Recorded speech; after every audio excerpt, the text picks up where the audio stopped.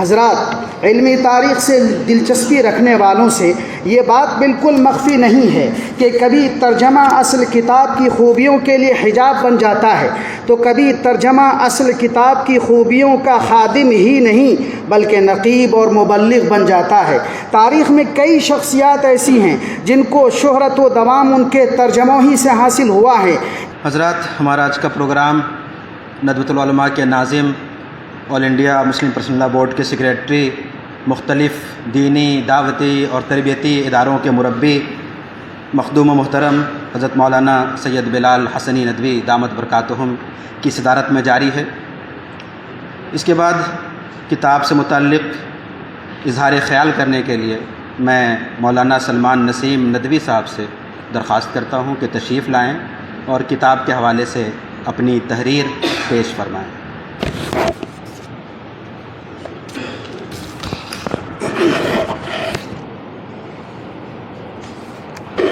بسم اللہ الرحمن الرحیم۔ ان الحمد للہ حمدا کثیرا طیبا مبارکا فیہ وصلی اللہ تعالی علی نبیہ محمد وعلی آلہ وصحبہ اجمعین، اما بعد۔ صدر عالی مرتبت، حضرات اساتذہ کرام، دانشوران قوم و ملت اور طلبہ عزیز، آج کا یہ پروگرام 6 صدی ہجری کے معروف اندلسی عالم و محدث، فقیہ و قاضی، ادیب و شاعر اور سیرت نگار قاضی عیاض بن موسیٰ متوفی 544 ہجری کی شاہکار تصنیف الشفاء بحقوق المصطفیٰ کے اردو ترجمے اور تشکیل جدید بنام شفاء در حقوق مصطفیٰ کے رسم اجرا کا یہ پروگرام ہے۔ حضرات، ترجمانی اور تشکیل جدید کی یہ عظیم سعادت و فیروز مندی اردو اور عربی کے ادیب، دارالعلوم ندوۃ العلماء کے استاذ، کلیۃ اللغہ کے عمید جناب مولانا محمد علاء الدین ندوی حفظہ اللہ کے قلم گہربار کو حاصل ہوئی ہے۔ حضرات، 9ویں صدی ہجری کے معروف مصری مورخ علامہ مقریزی رحمۃ اللہ علیہ، قاضی عیاض رحمۃ اللہ علیہ کی کتاب شفا کے بارے میں رقم تراز ہیں۔ مشرق سے لے کر مغرب تک اس کتاب کی دھوم مچ گئی۔ عوام و خواص، عرب و عجم سبھی اس پر وارفتہ ہیں۔ اس کتاب کو پیش کر کے مصنف نے اللہ کی قربت حاصل کر لی۔ اس کی خصوصیات رسول اللہ صلی اللہ علیہ وسلم کے ظاہری جمال اور باطنی کمال کو نمایاں کرتے ہوئے ناقابل شمار ہیں۔ اعجاز قرآنی پر گہر افشانی کرتے ہوئے مصنف کی شیریں بیانی، قلم کی روانی اور شستہ تحریر کو پڑھ کر سوائے اس کے کچھ نہیں کہا جا سکتا کہ یہ کتاب عطیہ ربانی اور رحمت خداوندی ہے جو باد بہاری بن کر مصنف پر چلی ہے۔ علامہ سید سلیمان ندوی رحمۃ اللہ علیہ لکھتے ہیں، وہ کتابیں جو حضرت صلی اللہ علیہ وسلم کے صرف اخلاق و عادات اور فضائل و معمولات زندگی پر لکھی گئی ہیں، ان میں سب سے پہلی اور سب سے مشہور کتاب امام ترمذی کی کتاب الشمائل ہے، اور اس فن کی سب سے ضخیم اور بڑی کتاب الشفاء فی حقوق المصطفیٰ قاضی عیاض کی، اور اس کی شرح نسیم الریاض شہاب خفاجی کی ہے۔ علامہ مزید لکھتے ہیں، ایک یورپین مستشرق نے مجھ سے کہا تھا کہ پیغمبر اسلام کے اصلی محاسن سے واقف کرانے کے لیے یہ کافی ہے کہ قاضی عیاض کی کتاب کا کسی یورپین زبان میں ترجمہ کر دیا جائے۔ ارباب علم و دانش کتاب شفا کے بارے میں علامہ سید سلیمان ندوی رحمۃ اللہ علیہ کی رائے کے وزن اور قدر و قیمت کا اندازہ آپ سے بہتر کون کر سکتا ہے؟ آپ جانتے ہیں کہ اگر فن سیرت نگاری کی پوری تاریخ کی مختصر سے مختصر ترین فہرست بھی مرتب کی جائے تو یقیناً علامہ شبلی رحمۃ اللہ علیہ اور ان کے شاگرد با کمال و با صفا کا شمار اس فن کے صف اول میں ہوگا، بلکہ فن سیرت نگاری میں روایت و درایت،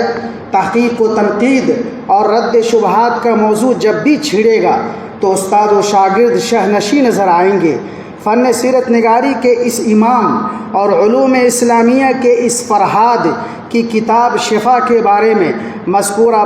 بالا رائے سے درج ذیل نتائج سامنے آتے ہیں۔ نمبر 1، فن سیرت کو پہلی صدی ہجری میں مغازی کے راویان با تمکین نے، دوسری صدی ہجری میں ابن اسحاق نے، تیسری صدی ہجری میں ابن ہشام اور محدثین عظام نے،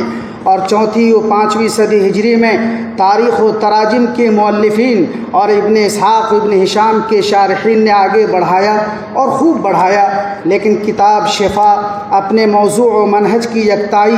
زبان و اسلوب کی چاشنی، عشق و محبت کی راگنی اور ضخامت و تفصیل نویسی میں چھٹی صدی ہجری کے آغاز تک تاریخ و سیرت کے پورے ذخیرے میں اولین کتاب تھی جو منصہ شہود پر آئی، نسیم سحر بن کر روح میں اتری اور ابر کوہسار بن کر دل و دماغ پر سایہ فگن ہو گئی۔ نمبر 2، کتاب شفا کے معن بعد چھٹی صدی ہجری کے اواخر میں فن سیرت کے افق پر ایک دوسری اہم ترین تصریف علامہ ابو القاسم سہیلی کی کتاب الروض العنف نمودار ہوئی، اور اس کے بعد بھی یہ قیمتی سلسلہ جاری رہا۔ لیکن کتاب شفا کا امتیاز اور انفرادیت صدیاں گزر جانے کے باوجود برقرار رہی، چنانچہ مختلف ادوار میں اس کتاب کی متعدد اہم شرحیں لکھی گئی۔ لوگوں نے اس کتاب کے مخطوطہ نسخوں کو محفوظ رکھنے کا اہتمام کیا۔ ازہر کی لائبریری میں 39 اور دارالکتب کی لائبریری میں اس کتاب کے 42 مخطوطہ نسخے آج بھی موجود ہیں۔ نمبر 3، علامہ کی تحریر سے اندازہ ہوتا ہے کہ اس کتاب کا غلغلہ مشرق سے لے کر مغرب تک بلند ہوا۔ اس کتاب میں موجزن جذبہ عشق و مستی کی تپش و گرماہٹ سے مشرق تو مشرق، مغرب کا خشک دماغ بھی موم ہوئے بغیر نہ رہ سکا۔ حضرات، 5ویں اور 6ٹھی صدی ہجری کے حالات پر اگر نظر ڈالیں تو معلوم ہوتا ہے کہ اس وقت عالم اسلام سیاسی لحاظ سے انتشار و انارکی اور عدم استحکام کے دور سے گزر رہا تھا۔ ایک طرف بغداد کی عباسی حکومت کا چراغ گل ہو چکا تھا تو دوسری طرف اندلس کی اموی حکومت دم توڑ چکی تھی اور اس کی جگہ طوائف الملوکی نے لے لی تھی۔ 5ویں صدی کے اواخر میں صلیبی جنگوں کا آغاز ہوا جس نے عالم اسلام کو زیر و زبر کر کے رکھ دیا۔ حضرات، جب قومیں زندہ ہوتی ہیں تو ان کا ایک پہلو اگر کمزور ہو جائے تو دنیا کے اسٹیج پر ان کی دوسری صلاحیتیں نمودار ہوتی ہیں۔ یہی معاملہ عالم اسلام اور مسلمانوں کے ساتھ پیش آیا۔ چنانچہ اسی سیاسی ابتری کے دور میں فن تفسیر میں امام بغوی کی تفسیر معالم التنزیل، فن حدیث میں صحیح بخاری و صحیح مسلم سے اعتناء اور ان کی شروحات، اور خود قاضی عیاض رحمۃ اللہ علیہ کی 29 جلدوں میں اکمال المعلم بفوائد مسلم کے نام سے مسلم کی شرح،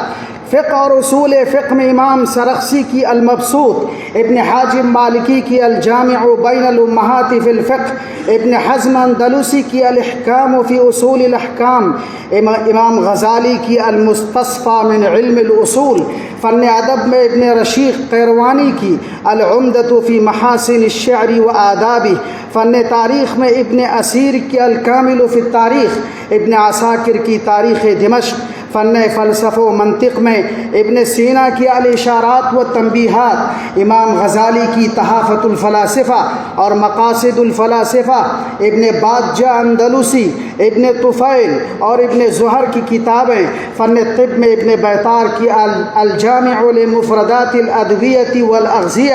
ابن سینا کی القانون فی الطب، اور تصوف و سلوک میں امام غزالی کی احیاء العلوم۔ ان کتابوں نے 5ویں 6ٹھی صدی ہجری کے عالم اسلام میں بر وقت علمی قیادت کی باغ ڈور سنبھالی اور عالم اسلام کو درپیش علمی، تاریخی، فقہی اور تہذیبی چیلنج کا سامنا کرنے میں سہارا دیا، لیکن عین اسی وقت ایک میدان تھا جو خالی تھا، جراحت دل کی پیوند کاری کا، ایک موضوع تھا جو تشنا تھا، اسوہ حسنہ کی 100,000 جلوہ سامانی کا، ایک ضرورت تھی جو محسوس کی جا رہی تھی، سیرت کے قوس و قزح کی رعنائیوں کی حنا بندی کی، سرور عشق کی آبیاری کی، نور یقین کی پرورش کی، ذات رسالت مآب صلی اللہ علیہ وسلم سے وابستگی کی تجدید کی، باطن کی تنویر کی اور ظاہر کی تعمیر کی، دوستوں کے لیے تشریح جدید تو رقیبوں اور حاسدوں کے لیے تردید لطیف کی۔ یہی وقت تھا جب کتاب الشفاء بحقوق المصطفیٰ شفاء لما فی الصدور بن کر منظر عام پر آئی اور بہار بن کر چھائی۔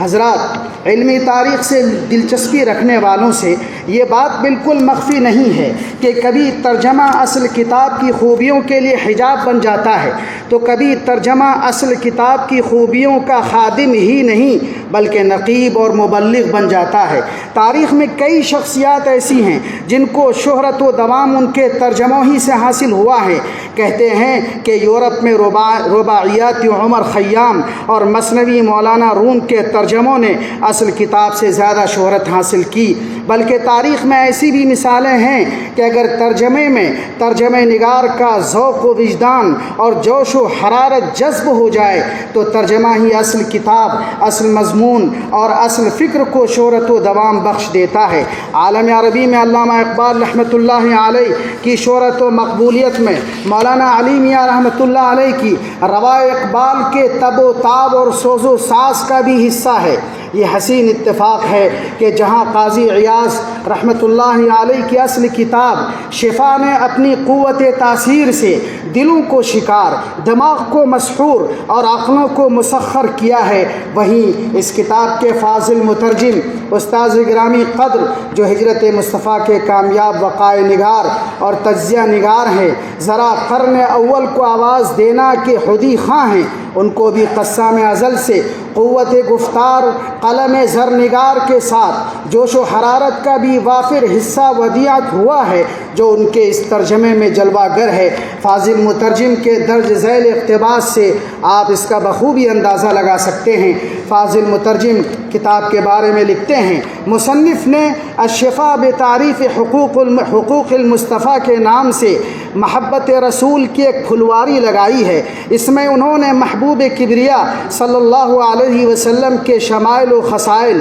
آداب و اطوار، افعال و اقوال اور رفتار و گفتار کے گلاب و سوسن، رات کی رانی اور چمپا و چمیلی کے پودے لگائے ہیں اور عاشقان رسول کے مشام جان کو ان کی خوشبوؤں سے معطر کرنے کی کوشش کی ہے۔ مقصد صرف یہ ہے کہ وہ حبیب خدا کی ہر ادا، ہر اقدام، ہر شیوہ زندگی کو اپنا کر صرف انہی کے نقش قدم پر چل پڑیں۔ شفا محبت مصطفیٰ کے بحر زخار سے اٹھتی ہوئی چند موجیں ہیں جن سے پیاسے دلوں کو سیراب کرنا مقصود ہے۔ یہ تصنیف دراصل آفتاب رسالت کے لامحدود انوار و تجلیات کی چند کرنیں ہیں جن سے ایمان کے سارے طبق کو روشن ہو جانا چاہیے۔ قاضی صاحب نے چاہا ہے کہ جمال مصطفیٰ، کمال مصطفیٰ اور حقوق مصطفیٰ کی آگہی عطا کر کے سرد دلوں میں محبت رسول کی چنگاری پیدا کریں، پھر اس چنگاری کو تپش سوزاں بنا کر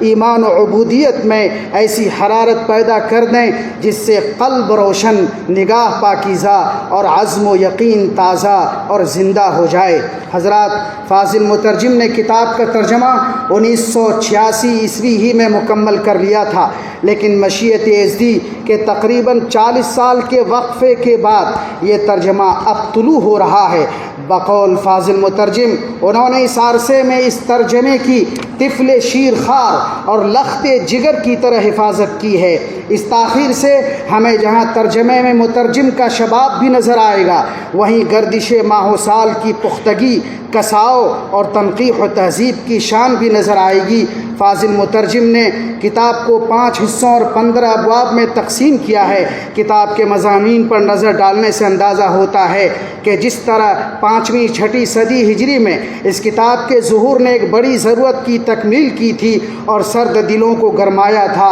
اسی طرح انشاءاللہ اس کا یہ ترجمہ بھی آج کی ایک بڑی ضرورت کی تکمیل کرے گا کہ آج کے حالات بھی 5ویں اور 6ٹی صدی ہجری کے حالات سے چنداں مختلف نہیں ہیں۔ وآخر دعوانا الحمدللہ رب العالمین۔